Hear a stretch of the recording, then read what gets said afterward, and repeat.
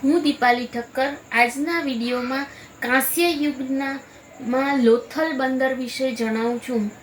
પહેલાંના સમયમાં જ્યારે રોડની સુવિધા ન હતી ત્યારે દરિયાઈ માર્ગેથી વેપાર થતો હતો. દરિયાઈ બંદરને લીધે લોકોને રોજગારી મળતી હતી. અર્થતંત્રમાં જળમાર્ગની ભૂમિકા અગત્યની હતી. અમે પ્રારંભિક નકશા, સેટેલાઇટ છબીઓ અને એનિમેશન મોડલ ડેટાથી આ રિસર્ચમાં મદદ મેળવી હતી.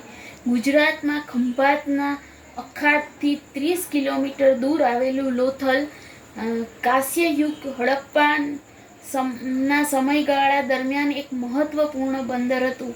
આ બંદરથી મોટા પ્રમાણમાં આયાત નિકાસ થતી હતી. બંદરોથી લોકોને મોટા પ્રમાણમાં રોજગારી મળી છે. બસ, થેન્ક યુ.